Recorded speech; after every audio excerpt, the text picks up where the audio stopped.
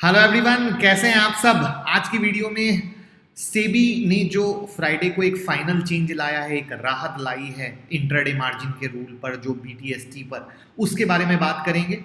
साथ में आलोक इंडस्ट्री का रिजल्ट आ चुका है, उसके बारे में बात करेंगे। और आपके पसंद के स्टॉक जो आप हमसे पूछते हैं हर वीडियो में कमेंट करके, जो आपने कल इस वीडियो में पूछा था, उसके बारे में जानेंगे। तो मैं मुकुल अग्रवाल आपका आप ही के यूट्यूब चैनल में स्वागत करता हूं। और जो भी नए लोग हों, चैनल को ज़रूर सब्सक्राइब कीजिएगा, बेल आइकॉन हिट कीजिएगा, क्योंकि यहाँ पर आपकी डिमांड पूरी होती है आपके मुताबिक, वो भी बिना किसी पेड बटन के। और बाकी टेलीग्राम ट्विटर पे ज़रूर जुड़े रहिएगा, जिससे आपको इन्फॉर्मेशन मिलती रहे। अब शुरू करते हैं सेबी के जो बीटीएसटी या इंट्राडे मार्जिन के रूल के बारे में। तो डिटेल वीडियो ये यहाँ पर है जो आया था, तो उसको खींच के लंबा नहीं करेंगे, क्योंकि आपको पता है सिर्फ उसमें चेंज क्या है वो हम आपको बताते हैं, जिससे आपका नॉलेज बढ़ जाए और आपको मंडे से कोई परेशानी ना हो। साथ में ये वीडियो देख लीजिएगा, अगर नहीं देखी हो तो डिस्क्रिप्शन बॉक्स में मैं लिंक डाल दूंगा, जिससे आपको आसानी रहे। फिलहाल खुशखबरी ये है कि सेबी ने ट्रेडर्स की और ब्रोकर की सुन ली है, और जो नए मार्जिन रूल हैं उसको 31 अगस्त तक टाल दिया गया है। यानी आपको एक मंथ की राहत दी गई है अप फ्रंट मार्जिन के रूल पर। ध्यान से सुनिएगा, यानी अप फ्रंट मार्जिन कलेक्शन ना करने पर, या कोई ब्रोकर कम कलेक्शन करता है, तो 31 अगस्त तक कोई पेनाल्टी नहीं लगेगी, लेकिन 1 सितंबर से आपको पेनाल्टी लगेगी। 1 सितंबर से। अब आगे अगर कोई डेट चेंज होता है वो बात की बात है, लेकिन फिलहाल तक 1 सितंबर तक, यानी आप 1 अगस्त के बदले 1 सितंबर से मार्जिन ना लेने पर पेनाल्टी भरेंगे। मार्जिन ना देने पर आप पेनाल्टी भरेंगे। क्लाइंट से 20% भी मार्जिन ले लिया गया तो भी पेनाल्टी नहीं लगेगी।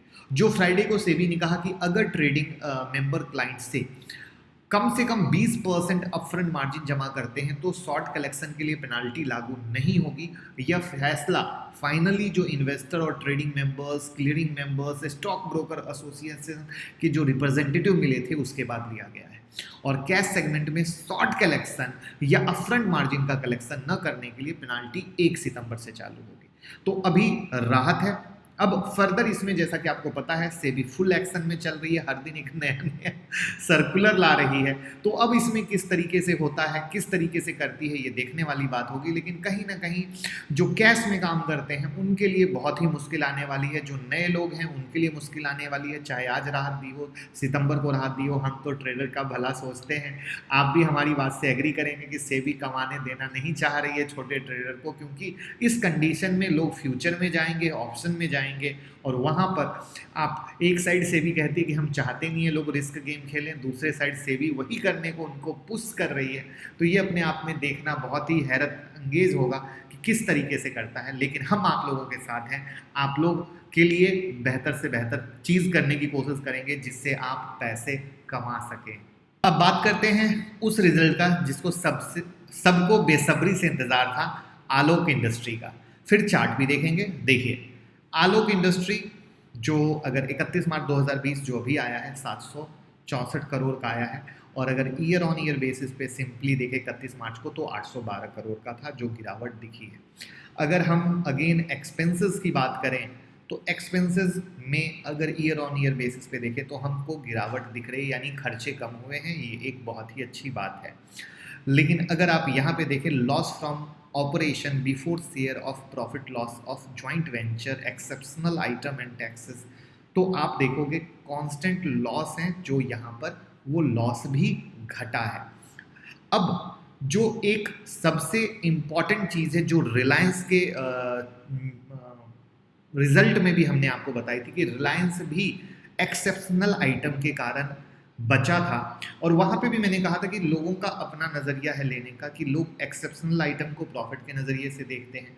मेरे लिए वो वन टाइम की स्टोरी है, तो मैं उसको कंपनी के परमानेंट ग्रोथ से, परमानेंट चीज़ों से रिलेट करके नहीं देखता हूँ। उसी तरीके से आलोक इंडस्ट्री में भी यहाँ पे एक्सेप्शनल आइटम 2052 आया है, जो मैं इसको सिर्फ वन टाइम के नज़रिए से देख रहा हूँ, ओवरऑल सिनारियो के नज़रिए से नहीं देख रहा, जिसके आधार पे आप यहाँ पे देखोगे कि ये जो प्रॉफिट बिफोर टैक्स है वो 1788 करोड़ का आपको दिख रहा है।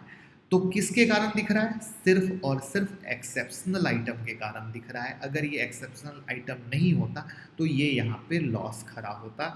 इस बात को आप समझने की सबसे ज़्यादा कोशिश कीजिएगा, क्योंकि इससे पहले भी अगर आप देखेंगे तो यहाँ पे भी 7045 का एक्सेप्शनल आइटम ही था जिसके कारण यहाँ पे प्रॉफिट दिखा था, वरना ये लॉस में खड़ा था। ये अगेन फिर से बता दूं, सबके अपने नज़रिए हैं, मेरा अपना नज़रिया है, आपका अपना नज़रिया हो सकता है, आप अपने नज़रिए से देख सकते हैं। जिसमें इसने एक्सेप्शनल आइटम के लिए रेफर नोट 12 बोला है, हम उसको भी देखेंगे। अब नेट प्रॉफिट की बात करें तो नेट प्रॉफिट 1790 का दिखा रहा है करोड़ का। अब ये 1790 क्यों दिखा रहा है? अगेन ये एक्सेप्शनल आइटम के कारण दिखा रहा है, वरना ये नहीं दिखाता, ये कदापि नहीं दिखाता, ये लॉस में खड़ा होता। अगेन इस बात को आप ध्यान में रखिएगा। अब अर्निंग पर शेयर की बात करें तो आप यहाँ पे देख सकते हो 44 रुपीज़ का दिखा रहा था और अभी यहाँ पे 2 रुपीज़ का दिखा रहा है। इस बात को समझने की कोशिश कीजिएगा। इसके अलावा जो इन्होंने एक्सेप्शनल आइटम में इन्होंने बोला था रेफर नोट 12, तो हम रेफर नोट 12 में चलते हैं जिससे कि आपको चीज़ें अच्छे से क्लियर हो जाए। कि ये देखिए, exceptional income on account of gain recognized in accordance with the approved resolution plan comprises of, जिसमें इन्होंने डिटेल दिया है कि operation creditor, write back of non assignable, loan of financial creditor, और इन सबको मिला के इन्होंने 2052 करोड़ यहाँ पे इकट्ठे किए हैं। तो ये वो नज़रिया है जहाँ पे जो Q4 के रिजल्ट हैं वो एक्सेप्शनल आइटम के कारण आपको प्रॉफिट में दिख रहे हैं। अब जहां तक आलोक इंडस्ट्री के इस चार्ट की बात करें तो आपको पता होगा कि इस लेवल पे हमने आप लोगों को अलर्ट दिया था कि कुछ सेबी की निगरानी आ रही है, जिस निगरानी के कारण इसमें आपने गिरावट देखी और 25.45 का लो मारा। हमने आप लोगों को बाइंग का लेवल बताया था 20 रुपीज़ का, मुझे लगता है वो नहीं आया तो कोई बात नहीं, मेरे पैसे मेरे घर में सेफ हैं। सबका अपना नज़रिया है, बहुत लोगों को बहुत स्टॉक से मतलब अच्छा कोई दौड़ के लेना चाहते हैं, कोई अपने प्राइस पे लेना चाहते हैं, लेकिन बिजनेस के लिए एक प्राइसिंग का रूल होता है। तो मेरा अपना रूल है जहाँ पे मैंने आपको 20 रुपीज़ बताया था, नहीं आया कोई बात नहीं, अभी 34.80 पैसे पे चल रहा है। तो अब यहाँ पे एक चीज़ आती है जो आपको बहुत ही एजुकेशन के तौर पे आपको देखने को मिलेगी। इसको समझने से पहले हमें इंडिगो का चार्ट खोलना पड़ेगा। शायद किसी वीडियो में मैंने बताया भी था या नहीं बताया था। ये आप देखो, इंडिगो के लॉस ज़बरदस्त आए हैं, उसके बाद भी इंडिगो धुआंधार ऊपर जा रहा है। जबकि अभी भी आपको पता है इंडिगो की किस तरीके से कहानी है या एयरलाइन सेक्टर की किस तरीके से कहानी है। तो इसको बोलते हैं वो ऑपरेटर गेम जो आपकी आंखों के सामने है कि खराब रिजल्ट के बाद भी ऊपर लेके गया। तो देखने वाली बात होगी कि आलोक इंडस्ट्री को मंडे को किस तरीके से क्या हैंडल किया जाता है और किस तरीके से। एक तो आप देख ही रहे हो कि लगातार अपर सर्किट था, ये लगातार लोअर सर्किट है, बीच में कैंडल बनी जहाँ पे आपको ट्रेडिंग का मौका दिया। तो अब मंडे के रिएक्शन देखते हैं, फिर कुछ चीज़ और कुछ भी चीज़ें होंगी तो हम आपके लिए ज़रूर लेके आएंगे, आपके लिए प्योर अपडेट, अच्छी अपडेट लेके आएंगे जिससे आपको सारी खबर मिलते रहे। आपके पसंदीदा स्टॉक की जो आप हमसे क्वेरी करते हैं और उसका जवाब देते हैं, उसमें से एक क्वेरी थी रिलायंस की। तो मेरे भाई रिलायंस की बड़ी एनालिसिस, बड़ा लेवल, कौन सा लगता है कहाँ पे अटक सकता है, क्या टूटेगा तो सबसे ऊपर भागेगा, क्या नहीं टूटेगा तो सबसे नीचे गिरेगा, वो इस वीडियो में मैंने क्लियर दे दिया है। तो प्लीज़ ये वाली वीडियो रिलायंस की बड़ी एनालिसिस के लिए आप देख लीजिएगा, जिनको भी रिलायंस के लेवल चाहिए। साथ में निफ्टी के बारे में मैंने इस वीडियो में बात की है और आप सबको पता है संडे को मेरी निफ्टी की स्पेशल वीडियो आएगी जिसमें पूरा डिटेल एनालिसिस आएगा। तब तक आप क्या निफ्टी में प्रॉफिट बुकिंग के संकेत हैं आप ये देख सकते हैं। साथ में शॉर्ट सेलिंग जिनको ना पता हो ये वीडियो देख लीजिएगा। अब शुरू करते हैं, स्टॉक कौन से हैं, क्या हैं, कैसे हैं। भारतीय एयरटेल आप लोगों ने क्वेरी की थी। अब देखिए भारतीय एयरटेल में 544.50 पैसा और 525 पैसा, 554.50 पैसा और 525 का सपोर्ट है और 561 और 585 का रेसिस्टेंट है। आपको क्लोजिंग दिख रही है कहाँ पे है, 554.85 पैसा पे। सिंपल रूल है, अगर रेसिस्टेंट के पास आता है, फॉर्मेशन बनता है, जो सुपर ट्रेंड, वी वेब को, MACD RSI को, बॉलिंजर को देख के, बाप ऑफ इंडिकेटर को देख के, जिसको भी देख के आपको जिसमें महारत हो, आप जिसमें प्रैक्टिस कर चुके हो, जो भी हमने सिखाई है, जिसमें आपका हाथ साफ हो चुका है, आप उससे फॉर्मेशन लेकर रेसिस्टेंट आने पर सेल कर सकते हैं और सपोर्ट आने पर बाय कर सकते हैं, लेकिन फॉर्मेशन क्लियर हो तभी, वरना हाथ भी नहीं लगाना है। दूसरा तरीका, अगर रेसिस्टेंट पे सेल नहीं मिलता है और रेसिस्टेंट के ऊपर स्टॉक निकलता है और फॉर्मेशन बनता है तो आप बाय कर सकते हैं। उसी तरीके से अगर 544.50 पैसे के नीचे में अगर आपको सेलिंग का फॉर्मेशन बनता है तो आप सेल कर सकते हैं, जिसमें 525 एक दूसरा मेजर सपोर्ट है, और इस सपोर्ट पे हमें अगेन बाय का देखना पड़ेगा और नहीं तो फिर इसके नीचे सेल का देखना पड़ेगा। बाकी चीज़ें टेलीग्राम में मैं आपकी अपडेट करता ही हूँ। और ये कोई भी, जैसे कल एक मेरे से सवाल पूछा, सर ये किस इंडिकेटर से निकालती है, किसी इंडिकेटर की औकात नहीं है कि बिना मार्केट खुले इस तरीके से लेवल एडवांस प्रेडिक्ट कर दे। जो आपको निफ्टी के भी लेवल देता हूँ पूरे वीक तक एज इट इज चलते हैं, तो ये किसी इंडिकेटर की औकात नहीं है, ये एडवांस प्रेडिक्शन की औकात है जो हम सिखाते हैं। अब बात करते हैं सेकंड आप लोगों का स्टॉक था बजाज फाइनेंस का।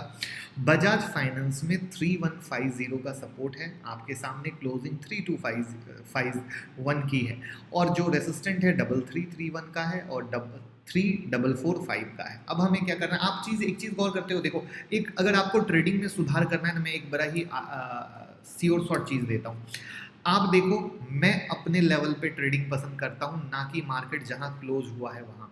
गौर करना, कभी भी जब आपने स्टॉक की क्वेरी की हो या मैंने कभी भी कोई लेवल दिया हो, मेरे खुद के लेवल होते, वो मैं क्या बोलता हूँ, जब मेरा लेवल आएगा तो ट्रेड करेंगे वरना नहीं करेंगे। आप लोग खुद आंखें बंद करके 2 मिनट के लिए सोचना, जब आपने मार्केट के पीछे भाग के ट्रेडिंग की है तब आपको लॉस हुआ होगा, लेकिन जब आपने अपने रेट पे ट्रेडिंग की होगी आपको कभी लॉस नहीं हुआ होगा। अगर ये बारीक सी चीज़ें अगर आपने बदल ली तो आपकी ट्रेडिंग में बहुत ज़मीन आसमान का फ़र्क हो जाएगा। तो ये वो चीज़ें हैं जहाँ पे 3331 अगर आता है, फॉर्मेशन बनता है, आप सेल कीजिए, और अगर इसके ऊपर निकलता है, बाय का फॉर्मेशन बनता है तो आप बाय कर लीजिए। उसी तरीके से ये नीचे में 3150 के पास में आता है, फॉर्मेशन बनता है, बाय कीजिए, नहीं तो इसके नीचे में आता है, फॉर्मेशन बनता है, सेल कीजिए। कोई प्रॉब्लम नहीं है, बिंदास करना है, कोई कन्फ्यूजन नहीं है। बाकी कोई भी मार्केट में चेंज होती है, मार्केट की हर एक छोटी से छोटी, बड़ी से बड़ी खबर हम आपको ट्विटर, टेलीग्राम पे देते रहते हैं, जहां अगर आप जुड़े हैं तो आपको सारी चीज़ें मिलती रहती होंगी। अब बात करते हैं नेक्स्ट स्टॉक की, वो है आइसर मोटर। आइसर मोटर में 2097 का रेसिस्टेंट और 21556 का रेसिस्टेंट है, जहां पे आप देख रहे हो इसकी क्लोजिंग 20638 के पास में, और जो सपोर्ट है 19,720 का है। तो जब इस लेवल के पास आता है तब आपको सेल करना है, और अगर इस लेवल के पास आता है बाय करना है, लेकिन फॉर्मेशन हो तो करिए, नहीं हो तो मत कीजिए, छोड़ दीजिए। पैसा आपका है, आपके पास है, सेफ है, उसको कभी भी उंगली नहीं करना। और ट्रेडिंग में एक चीज़ समझ लीजिए, अपने प्राइस पे, क्योंकि भाव भगवान है, तो अगर आप भी मानते हैं कि भाव भगवान है तो आज से, अभी से अपने प्राइस पे ट्रेडिंग शुरू कर दीजिए। ट्रेडिंग का एक अलग नज़रिया, एक अलग मज़ा दिखने लगेगा। और कमेंट बॉक्स में ज़रूर बताइएगा कि जब आपने अपने प्राइस पे ट्रेडिंग की है आपको लॉस नहीं हुआ होगा, और जब आपने भाग के ट्रेडिंग की है नुकसान हुआ होगा। अगर ऐसा हुआ है तो ज़रूर कमेंट बॉक्स में शेयर कीजिएगा, जिससे लोगों को पता चल सके भाव भगवान है। आप एक लाइन में लिख सकते हैं, भाव भगवान है, उतना भी काफ़ी है, समझ में आ जाएगा कि लोग हमारी बात को, जो हम आप तक पहुंचाने की कोशिश कर रहे हैं, जो हम आपको समझाने की कोशिश कर रहे हैं, वो आपको समझ में आ रहा होगा। बाकी एक से एक एजुकेशनल वीडियो ज़रूर देखिए जो हम आपके लिए लाते हैं, टेक्निकल, फंडामेंटल, सब कुछ, जिससे आप सीख सकें। Thank you so much. बस शेयर करते रहिए, जिससे ऐसे ही हम प्यार आप लोगों के लिए लाते रहें। Thank you.